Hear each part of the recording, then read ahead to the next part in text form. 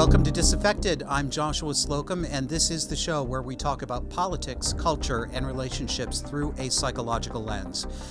And as you are watching this, it's Halloween. Happy Halloween. Or is it? Let's go right into the first clip.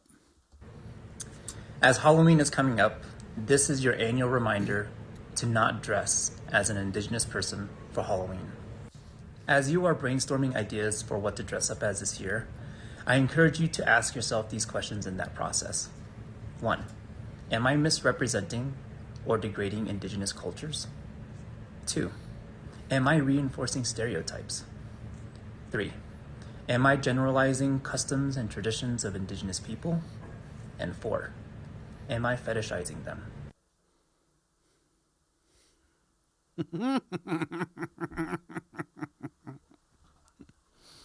Okay. I wasn't sure if I was going to do this, but I'm going to do it.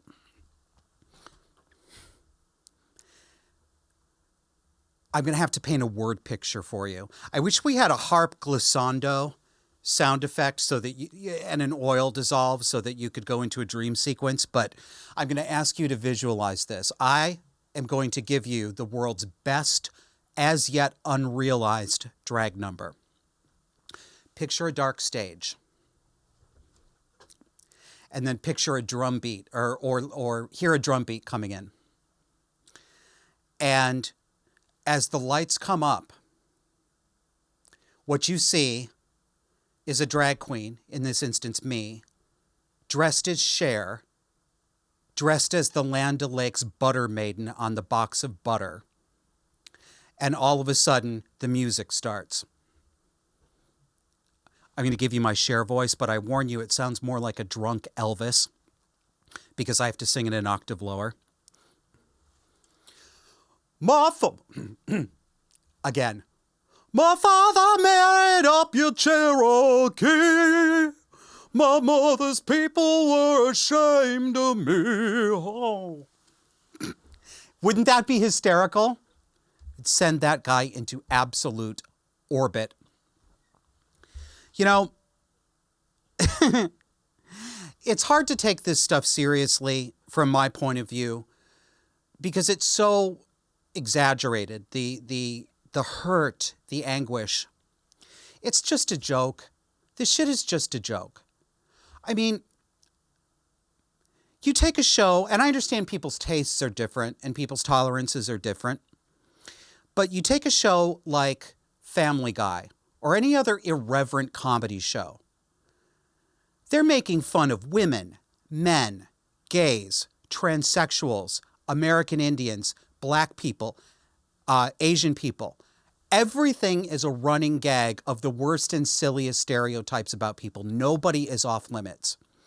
I have just as much fun laughing about send-ups about gay people as I do about anything else. None of this doesn't hurt me, and frankly, it doesn't hurt anybody.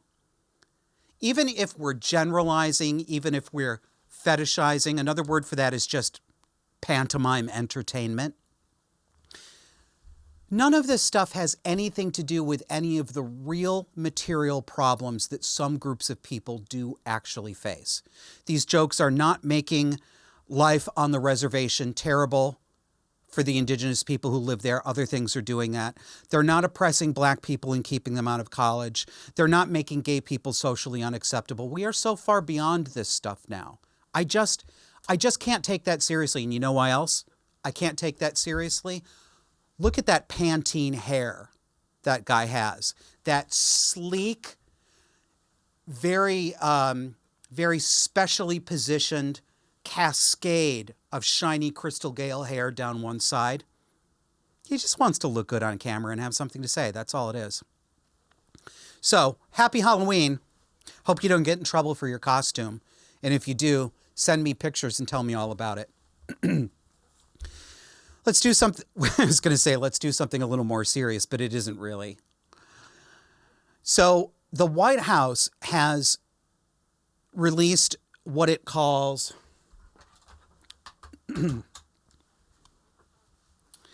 the National Strategy on Gender Equity and Equality.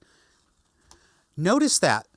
Equity and equality, they're in the interstitial stage with that. What the point of that, those two words, is to put them next to each other. In a little while, chronologically down the road, equality will be excised. As soon as you've been convinced that the word equity means equality, they'll quietly drop it. That's what that is. They don't mean the same thing. Equality means equality. Equity means equal outcomes for everybody regardless. So this is the White House's gender strategy. And I'm going to give you some pieces from it. It's 42 tedious pages. 42 pages. So here's the introduction. President Biden and Vice President Harris believe that advancing gender equity and equality is fundamental to every individual's economic security, safety, health, and ability to exercise their most basic rights. It is also essential to economic growth and development, democracy and political stability, and the security of nations across the globe. Really? Ensuring that all people, regardless of gender, have the opportunity to realize their full potential is, therefore, both a moral and strategic imperative. Yet no country in the world has achieved gender equality, and we are at an inflection point. God, are we going to pivot now? The COVID-19 pandemic has fueled a health crisis, an economic crisis, and a caregiving crisis that have magnified the challenges that women and girls, especially women and girls of color, have long faced. It has also exacerbated a shadow pandemic of gender-based violence in the United States and around the world. This moment demands that we build back better. Well, they are on brand, aren't they? They're on message. What is gender-based violence? I'll wait. Does anyone know? It's not real. If you want to talk about men's violence against women, the predominant physical violence that occurs in abusive marriages and partnerships, then call it what it is. Wife battering. Violence against women, violence by men against women.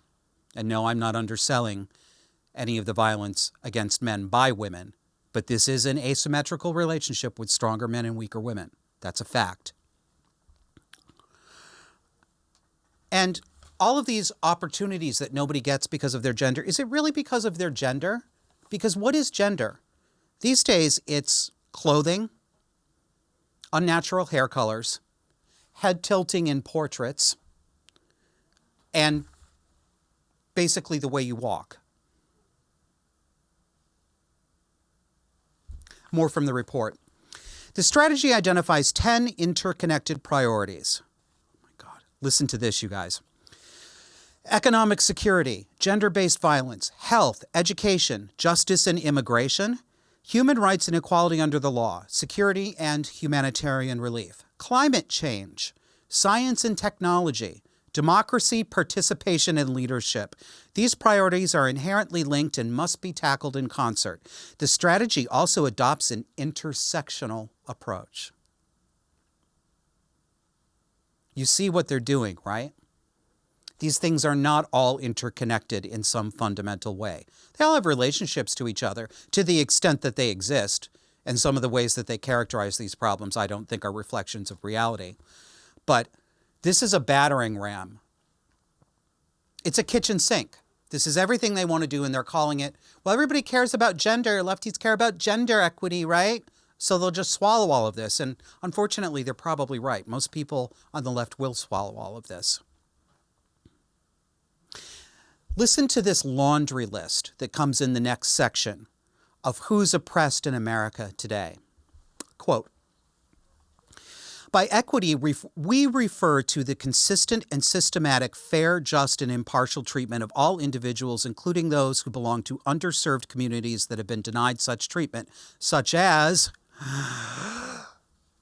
women and girls, Black, Latino, and Indigenous and Native American persons, Asian Americans, Native Hawaiians, Pacific Islanders, and other persons of color, members of religious minorities, lesbian, gay, bisexual, transgender, queer, and intersex, LGBTQI+, in parens, persons with disabilities, persons who live in rural areas, and persons otherwise adversely affected by persistent poverty or inequality.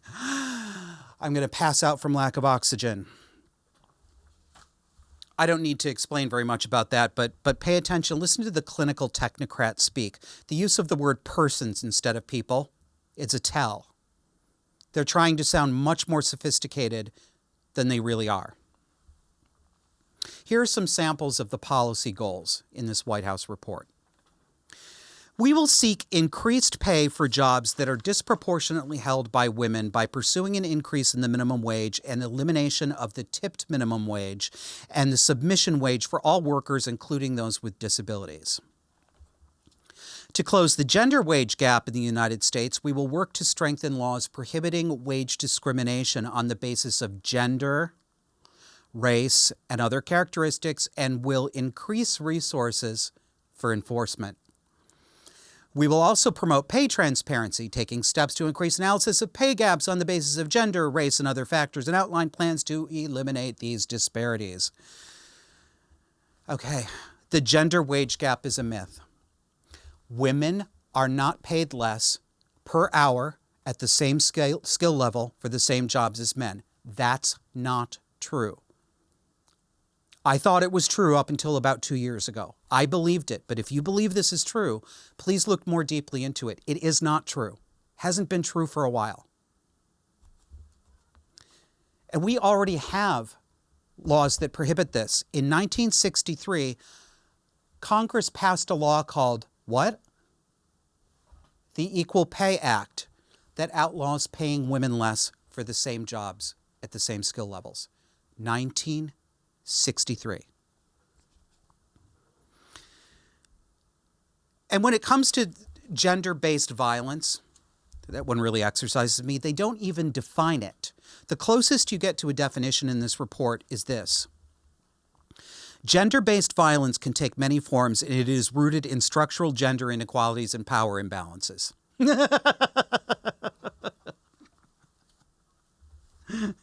It's like when you ask the trans activists what a woman is, and they say, well, a woman is someone who lives her life as a woman in a womanly way.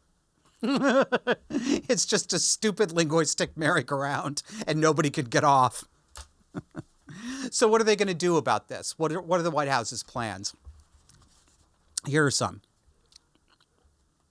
The United States will create the first ever U.S. National Action Plan to end gender-based violence, establishing a comprehensive plan to prevent and address the root causes of these problems, as well as increase options and opportunities for survivors to seek safety, support, healing, and justice. Healing? Safety and healing. Oh, come here, let mommy snuggle you. And who will this serve? Quote, this plan will have a particular focus on addressing the compounded systemic barriers of those most at risk, including women, girls, people of color, indigenous people, immigrants, individuals with disability, older adults, individuals experiencing poverty, LGBTQI+ individuals, and members of other underserved communities. The language. Compounded systemic barriers. Members of other underserved communities. Democrats haven't met a community that they didn't think was underserved. They want to serve everybody, and they want to serve them all the time. Individuals experiencing poverty, is this truly more dignifying than saying poor people? Is it truly more dignified and more helpful and more of a call to action to say people experiencing food insecurity instead of simply hungry people? Here's another sample, their next goal. Protect, improve, and expand access to health care, including sexual and reproductive health care. Check out what we got on your screen for this one. Health care is a right, not a privilege. All people deserve access to high-quality, affordable health care, regardless of their zip code, income, ethnicity, race, or any other factor. We will ensure equitable access to high-quality, affordable health care, protect the constitutional right to safe and legal abortion established in Roe v. Wade in the United States, while promoting access to sexual and reproductive health and rights both at home and abroad. Now, people can disagree on whether or not socialized medicine is a good thing, government-run healthcare is a good thing. There are reasonable arguments to be made across the spectrum on that. But is healthcare really a right? Is it really a right? Is it a right like the right to free speech? I mean, I can imagine you making the argument. I don't think I agree with the argument, even if I do agree with the general desire to get more health care to people. It's complicated. I can't go down a policy rabbit hole on this, but I really don't think I agree that it's a right, and I don't like this creeping language. And what interest does the United States have in promoting sexual health and abortion rights across the globe? Why is across the globe our business? I don't understand. This is our country. We have problems to solve in our country. What are we doing talking about sexual and reproductive health access across the globe? There's so many here, I'm not going to be able to share them all with you. A couple more, though. The next goal, titled Ensure Equal Opportunity and Equity, notice the pairing, and equity in education. Quote, access to quality education is fundamental to gender equity and equality.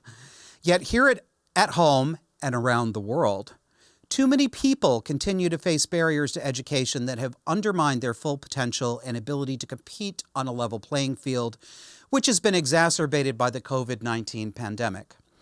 We will promote equitable access to education from early childhood through employment, enact reforms to eliminate discriminatory practices and other barriers, strengthen Title IX protections and other policies governing the response to gender-based violence, assault, and sexual harassment in education. Again, this is not a report about gender equity or gender equality. It is a kitchen sink policy document.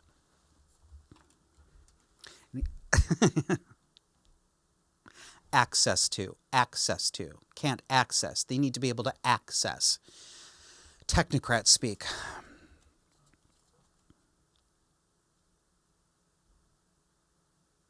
More from the report.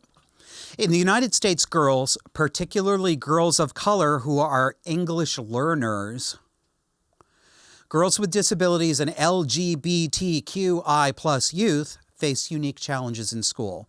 For example, Black girls experience disproportionate rates of school discipline, often for discriminatory dress code and hair violations and criminalization.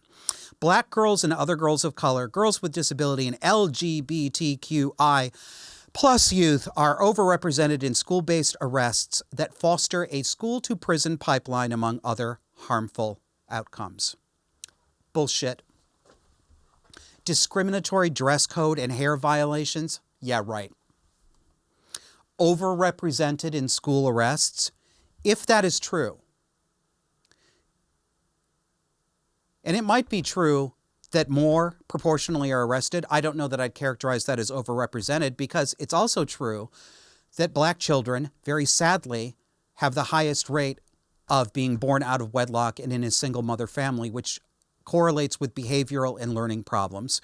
If they are being arrested and disciplined, sadly, that probably means their behaviors in school are disproportionately bad. That's what that means. That's family structure. That's not racism. That's the outcome of family structure, or lack thereof. And they want to offer all this protection and this access from early childhood through employment. You know that they want to start offering what they call quality pre-kindergarten starting at the age of 2. The government wants your children in their schoolhouse for 6 to 8 hours a day from the age of 2 to the age of 18. They want to be the primary influence in your child's intellectual, moral, and character development for most of the day for all those years. And they want to strengthen Title IX protections. They've gutted Title IX. They've gutted Title IX by ruling by fiat that gender identity, simply asserting that you're a man or a woman, is more real than sex. Sex doesn't count anymore. So if you say you're a girl, but you're a boy, you're a girl. Title IX, trans girls. This is how we get discrimination against women in sports. This is how we go back to the days where women didn't have equal opportunity in athletic scholarships. This is when, well, no, we don't even go back to this. We never had it before. This is the first time in history where we have public schools in this country whose policy is quite literally to give any male student access to girls' locker rooms and changing rooms. Come back after the break. We've got more. For more conversation on the dark and disordered psychology that shapes today's cultural and political left, subscribe to our weekly audio podcast on iTunes, Spotify, iHeartRadio, Pandora, Google Podcasts, and virtually anywhere else you get your podcasts. Let's learn to recognize these dynamics and call them what they are. Subscribe to Disaffected to learn how to break the spell. We now have a bonus for our supporters. You can help the Disaffected podcast grow and receive invitations for our off-air Zoom hangouts by becoming a supporting member on Patreon or Subscribestar. Patreon users, go to patreon.com/disaffected. Subscribestar users, you can find us at subscribestar.com/disaffected. Check out our webpage at disaffected.fm for the complete list of ways you can help support us, and thank you. Welcome back. This is the time where I ask you to give us a subscription, particularly on audio. If you watch us on video, subscribe to us on audio as well, if you please. Take us along in the car, listen to us. As some listeners tell me, one guy said that he actually listens to us during his morning workouts at the gym, and he hurt himself with the barbell the other day because he was laughing so hard. You know, sorry you hurt yourself, but I'm kind of not. We're on every audio platform where you get most of your podcasts: Pandora, iTunes, Spotify, iHeartRadio, Google Podcasts. Hit that subscription button. And if you are watching us on video and you watch us every week, thank you very much. Please remember to hit that subscribe button on YouTube, okay? It really does matter. It helps us with the algorithm. And damn it, mash that like button. I see 140 people in there watching the show, and then I see only 63 likes. Make it more popular. All right. Well, back, we're going to stay on the topic of historically, what was I going to say? Well, never mind. We're going to talk about oppression. So, The Economist magazine, which is a good magazine, and I would say a legitimate magazine, having a little problems lately. They're getting a little woke. Well, they put out a 13-minute video this week called "The Hidden Cost of Black Hair." Let's take a look at the introduction. Take a listen. Black hair is the most amazing, versatile hair that there is. It's a mix of my mom and a mix of my dad. And that's what I love the most about my hair. I love my hair. I feel that my hair is a part of me. The black hair care market is a multi-billion-dollar industry.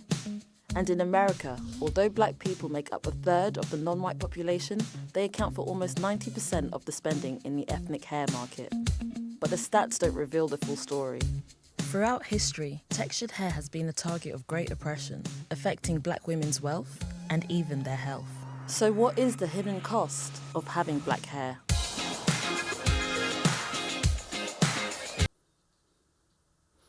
Did you notice what they did there? Although blacks are only X percentage of the population, they make up 90% of the customer base for the ethnic hair care market. Duh. Duh. Who else would it be? That the ethnic hair care market, that's just a euphemism in U.S. English for black hair care products. Of course they make up the majority. They're acting like, oh, did they disproportionately spend money? Well, somebody must be oppressing them then, right? And then the little black women's hair has been a problem for so long and has affected their health and wealth. And, well, there's more. I'm not going to drag it out. Let's look at the next clip. We get more into this. Let them do it in their words. Many black people have experienced some form of prejudice because of their hair.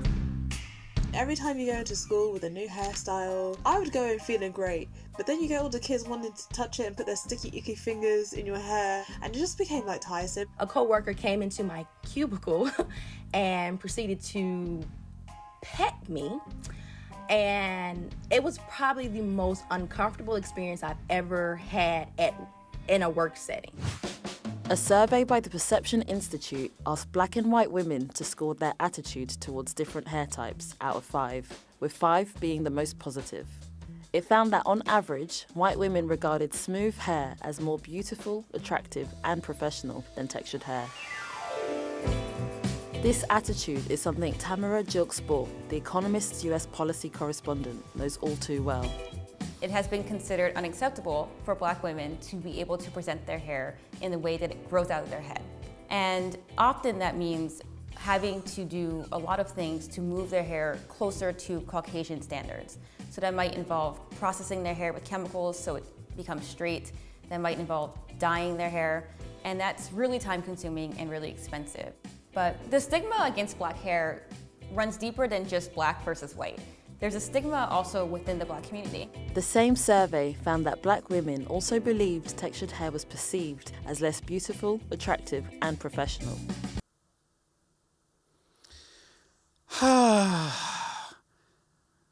Let's catalog grievances, but wherever will we start? This is that thing, that having your hair touched at work. Yeah, I get it that's annoying. People shouldn't invade anyone's personal space. I'm totally with anyone who doesn't want to have their hair touched that way. Definitely. But that was the most uncomfortable thing you have ever experienced at work? Ever? Really, honey? Really, honey? And what are we supposed to be scared? Because of another survey where black women agreed that white hair is perceived to be more beautiful. We're just, I don't even know how accurate this is. I don't know how accurate people's perceptions of other people's perceptions are. Because I've heard this conversation about black women's hair being second best for so long that, I have real questions about whether, is this really something that's that operative day to day? Because I suspect it's not. I wonder if people have a bunch of ideas in their heads about what other people think about them that may or may not actually be accurate or operative. I don't think these surveys tell us anything except what people think they know about what other people think. Oh,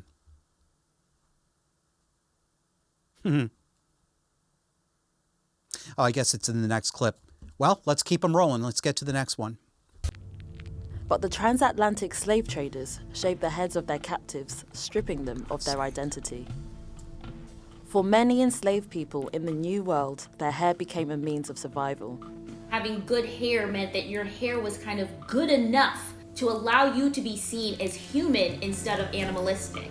The hair was one of the few things that could be manipulated. So if you could make your hair look less African and make it look more European, then you might actually not have your child ripped out of your arms. You may not be beaten as badly. You may not be given such back-breaking work that will kill you before your 30th birthday. So literally from birth, Black mothers would try to straighten their children's hair, straighten their own hair, just to see if they would be seen with a little bit of humanity.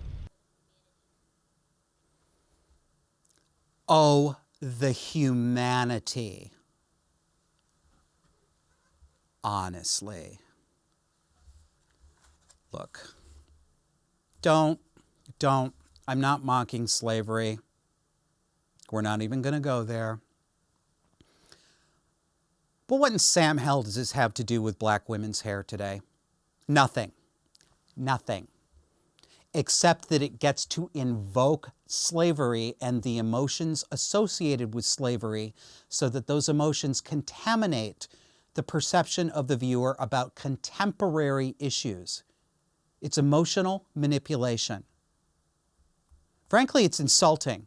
It's insulting to people, to black people who lived many generations before us and went through things that nobody in this country has even come close to experiencing.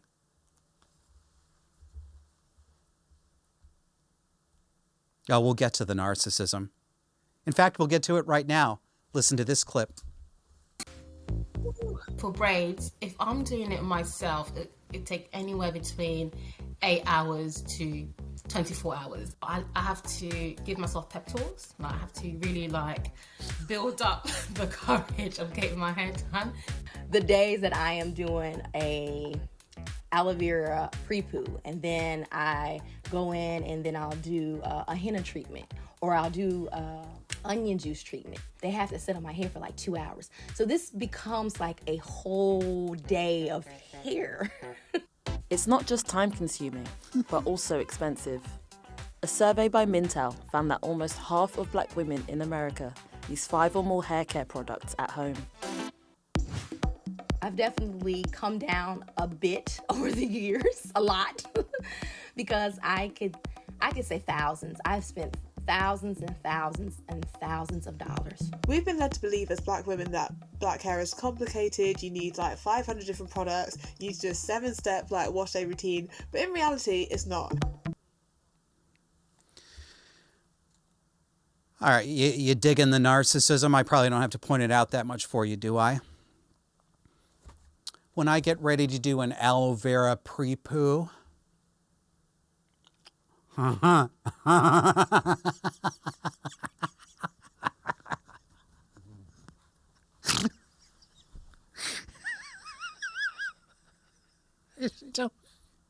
pre-poo.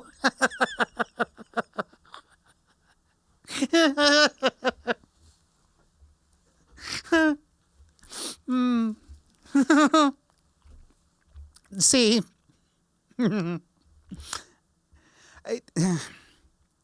all of this carp belly aching about how long it takes, how much money I had to spend. You didn't have to do any of this. Nobody has to do any of this. Nobody made you do that. White standards didn't make you do that. Nobody's making you do the pre-poo, with or without aloe vera. And this woman, that first one who was talking, complaining about it's a 2-hour, 3-hour, an 8-hour, a 24-hour thing. Look at her made-up face. The false eyelashes, the full face mask of makeup. How much money does she spend on that? This isn't really about doing things just to survive and having to fit in the professional world. It's about plain old vanity. Plain old vanity. That's all it is. That's it. That's it.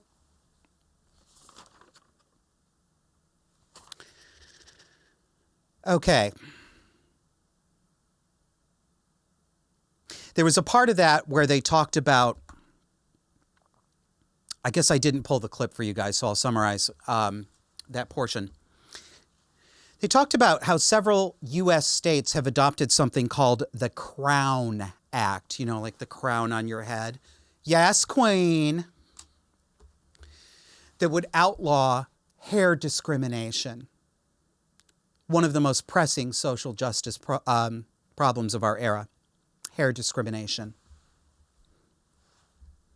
So, I took a look at some of the states who have done so, and the first one that came up was, you guessed it, California. Let me read you a little bit from Senate Bill 188 in California, which was passed and made into law. I believe this was in 2019. Under the California Fair Employment and Housing Act, it is unlawful to engage in specified discriminatory employment practices. The act also prohibits discrimination because of a perception that a person has one of the protected characteristics or is associated with a person who has or is perceived to have any of those characteristics. Existing law defines terms such as race, religious beliefs, and sex, among others, for the purposes of this act. This bill would provide that the definition of race for these purposes also includes traits historically associated with race, including, but not limited to, hair texture and protective hairstyles, and would define protective hairstyles for purposes of these provisions.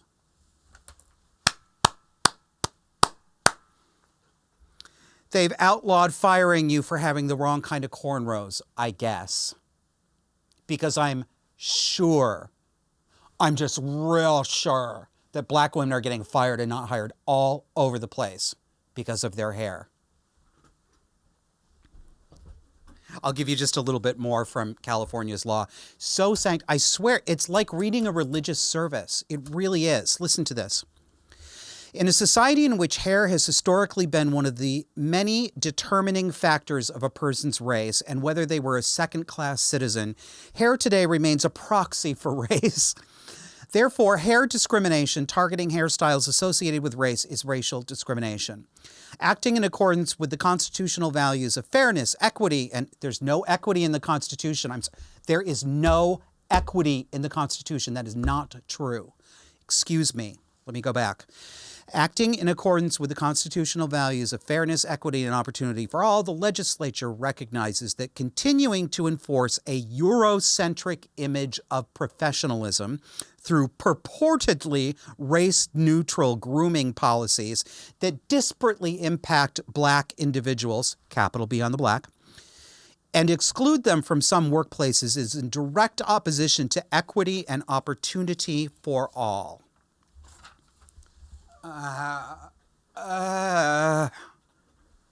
Kevin, can we please install a little brick wall here just so that I can bash my goddamn head against it every week? All right, let's stop that nonsense and get on to the next one, the next kind of nonsense. So, you know it's about trans. Because trans isn't about trans. Trans is about narcissism and control and coercive control and psychological abuse and dominance. More gay people are waking up to the fact that what we called our community has been colonized. And I know I use that word. I know you don't have to push back at me. I get the connotations. Seems appropriate, though. By trans activism and trans ideology, and they're objecting, and they are starting organizations that represent gay people like we used to have. There's one called the Lesbian, Gay, Bisexual, LGB Alliance, both in the UK and the United States.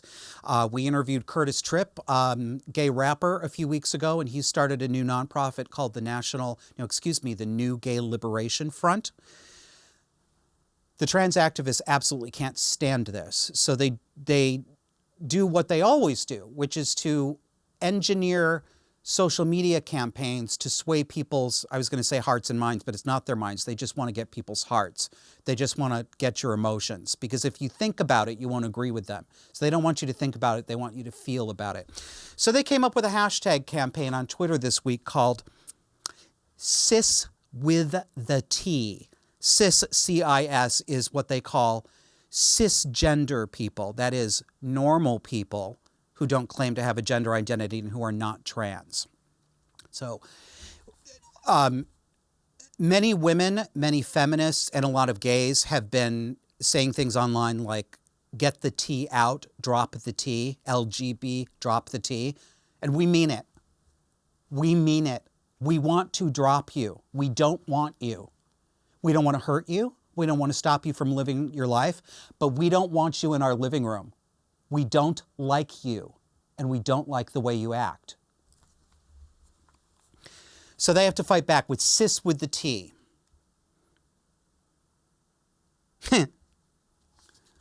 And of course, the positive responses are overwhelmingly dominated by women because trans activism is a women's social and religious project. Cis with the T is an example of forced teaming. I've mentioned that concept before. It's the security consultant and author Gavin DeBecker, I believe, came up with the term, and I learned about it from him. Forced teaming is a deliberate effort to put two disparate groups of people with different interests together to make it seem artificially that they share something in common. And the reason this is done is so that the people that you're trying to attach yourself to feel guilty and unable to push you away because they feel like they're doing a moral wrong. You've convinced them that you're on the same team. And especially timid people are very vulnerable to this kind of manipulation. Cis with the T is forced teaming. We don't want you. You're not our team. You're not us, and we're not you. No. I'll give you an example of some of the tweets that came about. So here's one from a woman named Kate Haywood. I'm a cis woman and am furious on an almost daily basis by the increasingly absurd actions of the toilet obsessives. She's referring to women who don't want men in their toilets. These are toilet obsessives. Trans women are most definitely welcome to use the same spaces as me. Love to our trans sisters. Cis with the T. Next one. Owen Jones. Little Owen Jones. Owen Jones is a column with the UK's newspaper The Guardian, which is a wokapalooza. He is one of the most vicious, narcissistic, dishonest little liars I have encountered in a long time. And he harasses the living hell out of women, and particularly lesbians, who won't buckle under to his hug your trans sisters nonsense. Listen to what he says. And he's gay, too. He knows better. He knows better. Trans people are being monstered exactly as gay and bisexual people always were, as would-be sexual predators, recruiters of children, defilers of biological reality, sufferers of a mental condition, creepy fetishists, and so on. Stand by our trans siblings, cis with the T. You know what? Again, that's forced teaming. See, they're just treating the trans people like they treated the gay people. And since it wasn't true of the gay people, it's not true of the trans people. Have you looked at the trans community lately, the ones you see online? I don't want to hear about your lovely trans friend who would never hurt a fly. Don't tell me about her. I don't care. You know why? Because I never hear about her until you pipe up to tell me. She's not on social media. He's not out there screaming in the street. These people are. They are the conversation. It is a mental condition. It is a mental condition to believe that you're the opposite sex and then to demand that other people orally affirm that you are the opposite sex. Yes, that is a psychiatric condition. And a lot of these people, the prominent ones and the activists, do you know how many of them end up getting caught doing things like whacking their dicks off in women's restrooms and taking pictures of them? It's not a myth. It's right there for everyone to see. Well, that's enough of that. We'll come back for the last segment and talk about a little more nonsense for the week. See you on the other side. For more conversation on the dark and disordered psychology that shapes today's cultural and political left, subscribe to our weekly audio podcast on iTunes, Spotify, iHeartRadio, Pandora, Google Podcasts, and virtually anywhere else you get your podcasts. Let's learn to recognize these dynamics and call them what they are. Subscribe to Disaffected to learn how to break the spell. We now have a bonus for our supporters. You can help the Disaffected podcast grow and receive invitations for our off-air Zoom hangouts by becoming a supporting member on Patreon or Subscribestar. Patreon users, go to patreon.com/disaffected. Subscribestar users, you can find us at subscribestar.com/disaffected. Check out our webpage at disaffected.fm for the complete list of ways you can help support us, and thank you. Welcome back. First a thank you and then a request. Thank you to everybody who has signed up to financially support this show. I really, really appreciate it. And all of you should get a personal note from me by email when you sign up. I try to be really, really Johnny on the spot with that. And I like to say thank you this way because, as I've said before, I don't run your names on the screen the way a lot of podcasts do, because what I talk about is controversial, and I talk about it in a controversial way, and I understand that not all of you will want to have your names associated with it because I am unclean. So I have to say it to you this way. I appreciate all of you. And if you haven't yet, I'd love to have your support on this show too. Kevin and I are just two guys doing this in our spare time and trying to grow it, and every bit helps. And if you sign up, there are two major ways. We've got Subscribestar and Patreon. Very easy to remember, patreon.com/disaffected, subscribestar.com/disaffected. And the perk you get for signing up right now is we have a monthly Zoom meeting for donors only. It's me. Sometimes Kevin is able to get there too. And anybody who shows up, and we can talk about whatever you want. It's off air. It's not recorded. It's an awful lot of fun. And I mean, at least for me, it ends up making me feel better because I can actually almost be in a room with people who share some of these same concerns. We'd love to see you. The next one is coming up on Sunday, November 14th at 1 p.m. U.S. Eastern Time. We always list the link for the next one on the page you subscribed on. So if you go to Subscribestar and look us up, you'll see that. The posts are only available to supporters, so you won't see it unless you give us some money. So hope to see you then. Now we have to talk about COVID because no episode of Disaffected would be complete without that. And it just keeps going. The insanity just keeps going. Listen to what New York State Governor Kathy Hochul had to say about a week and a half ago. We had a very high-profile case, Colin Powell, and our sympathies go out to his family and thank him for his extraordinary service to our nation. But his story cannot be hijacked by the anti-vaxxers.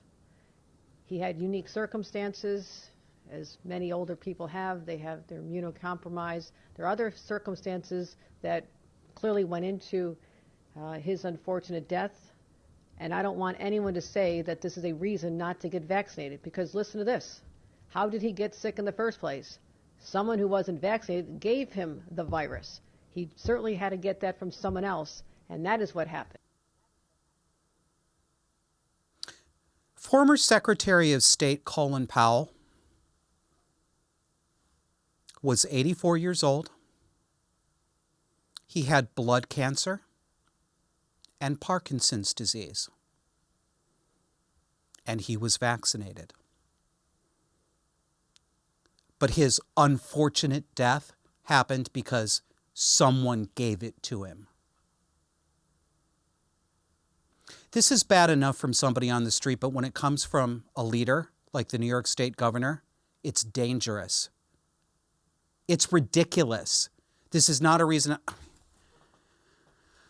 Colin Powell didn't die because some unclean, nasty, sociopathic person, Kathy, gave it to him. He died because he was 84 years old and he had leukemia and Parkinson's disease. Kathy Hochul, get fucked. Canada's no better. Their health services nationally and provincially are just straight up lying to people to prod them into the vaccine. Take a look at this. This is a social media campaign from Health Canada. It depicts two guys holding up their biceps and flexing their arms, two young men, look to be about in their mid to late 20s. And the image says, "I'm young and healthy. Should I still get the COVID-19 vaccine? Yes, yes, yes," it says in big caps. What about the myocarditis that happens to some young men? These guys are in that age group. What about that? You sure? You shouldn't ask any questions about that? Shouldn't worry at all? The answer is just yes. Is that right? This is what the accompanying text says. The COVID vaccine helps protect you from getting sick with the disease. Even if you're young, healthy, and fit, the vaccine will give your body a layer of protection that it didn't have. get vaccinated and help protect everyone. Yeah. Do it for other people. It's your responsibility. Don't ask questions. Here's one from the Saskatchewan Health Authority. Your risk from COVID-19 is not determined by age, fitness level, or community. Your risk is determined by vaccine status. 78% of all new cases and hospitalizations in Saskatchewan in September were unvaccinated or partially vaccinated people. That is a lie. That is a flagrant, irresponsible lie. This is the Provincial Health Authority. Your COVID risk is not determined by age, fitness level, or community. That's just a lie. Overweight and morbid obesity is a risk factor. Immunocompromised status is a risk factor. Other underlying conditions, diabetes is a risk factor. Cancer is a risk factor. Your age is a risk factor. The vast majority of COVID deaths are in the elderly and the very elderly. Please notice these things. This isn't a little bit of shading, and it's not a little bit of an irresponsible nudge. It's a lie. The health authority itself is telling you that nothing but your vaccine status has anything to do with whether you get COVID and whether or not you need to worry about getting COVID, even if you do. What's going on here? Why? I've never seen anything like this. And you know, here in the United States, that an advisory committee for the Food and Drug Administration, the FDA, their committee just approved the COVID vaccine for children 5 to 11 on a 17-0 vote. Not one single person on that committee voted for caution. Not one person on that committee said, we don't have any data on the efficacy or safety of this vaccine for children 5 to 11. Not one. Children 5 to 11 are practically immune to COVID. Not 100%, because no one is 100%. But children are functionally, to a close approximation, immune. And if they do get it, it's a mild cold. The 500 or so kids who the CDC claims have died of COVID, first of all, listen, that's a very small number. 500? Very small number. Johns Hopkins researchers went through that data set and could not find one single instance of a child dying allegedly of COVID that did not have a serious comorbidity like cancer or diabetes. Not one. Maybe they found a few more. Why? Well, you know why. Because children are human shields now. Adults, even teachers are talking about children using words like vector, carrier. They're going to infect the adults.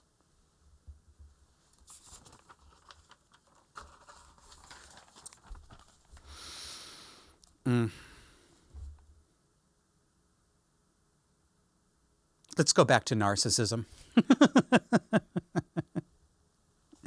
And before I show this to you, now I'm going to show it to you first. So take a look at your screen here. This is a social media post from somebody, let's see, who calls herself Jane Rivera. Jane is quite attractive woman in her early to mid-20s, standing in this photograph wearing a rather strange skirt suit that has one shoulder, but the other side doesn't have a shoulder. It's just got a triangular cutout on the bodice. It's obviously a sexy outfit. She's standing in front of a coffin. She's posing like a vamp with a come-hither look on her face in front of an open coffin with a dead man inside of it. Let me read you the hashtags from her tweet. Butterfly fly away. R.I.P. Poppy. You were my best friend. A life well lived. Hashtag RIP. Hashtag Poppy. Hashtag veteran. Hashtag PTSD. Hashtag funeral. Hashtag never forgotten.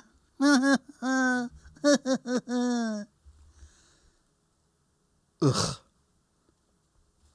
Here's another one. She did a whole photo shoot. She did a series of these. Look at this one. She's turned to the side with her shoulder facing the camera, and she's got one leg up like she's doing a kick for a pantyhose commercial.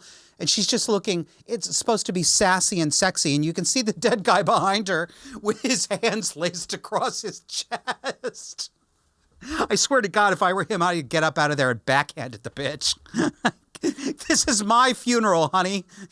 You're not working tonight. Take off your uniform. Put on something appropriate. Unbelievable. And if you believe that this is not real, that this is not a woman standing in front of a real dead body in front of a casket, of course you may be right.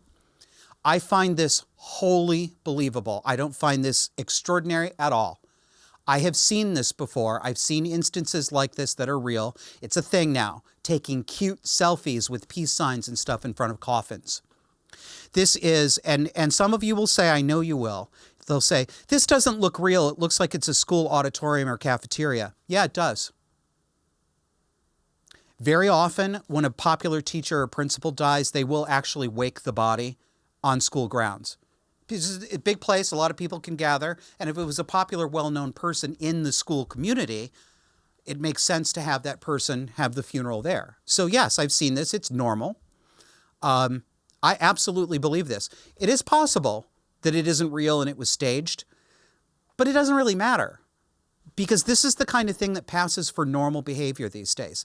The narcissism, this is, by the way, if you like to get into the weeds of the different kinds of narcissism, there's a lot of subcategories. You know, you've got your big narcissistic personality disorder up here.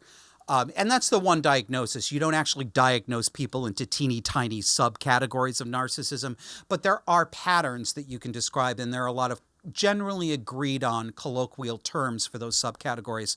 This to me looks like an example of somatic narcissism, meaning of the body. Somatic narcissists can be men or women.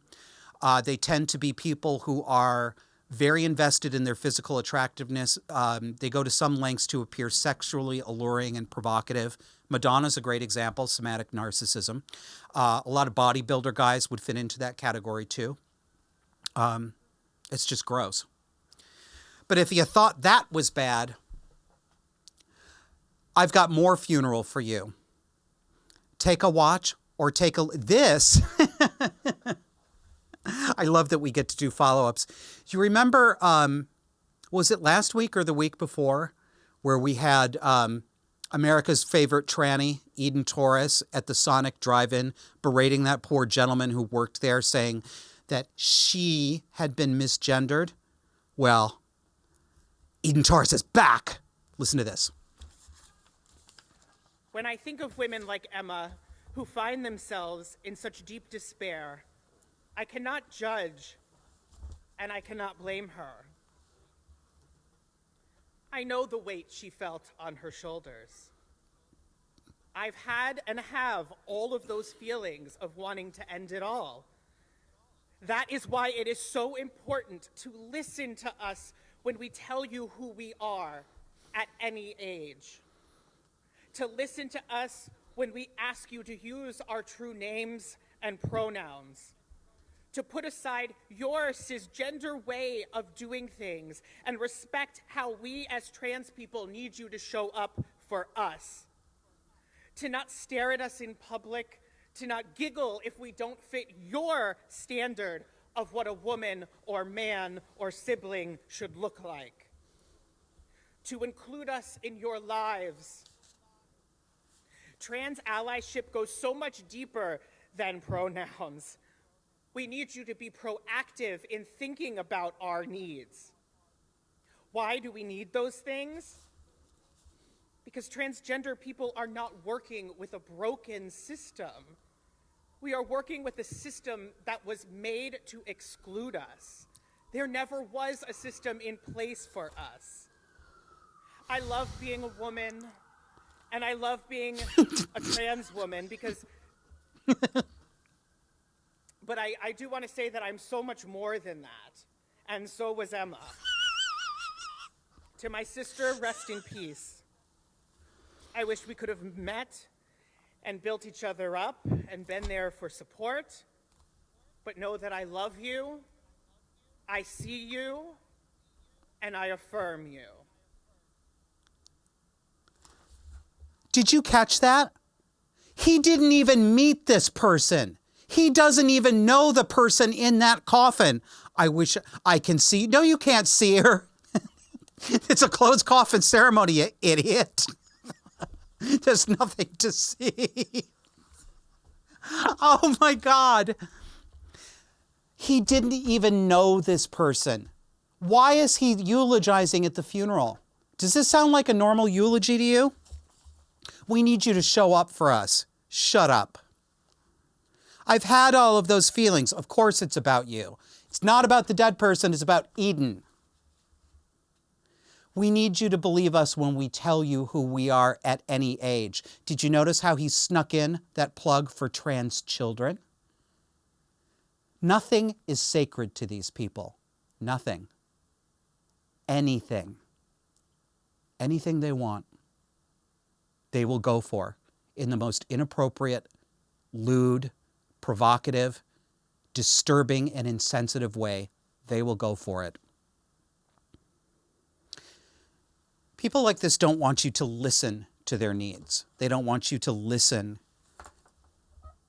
to their pronouns. They want you to perform for them. Show up for them. Be proactive about our needs. Why? Why? Your needs, your wants, and your desires have fuck all to do with me, anybody watching or listening to this show, anybody sitting in that room who was probably hoping to hear something about the person who was deceased instead of you, you clown, you utter narcissistic clown.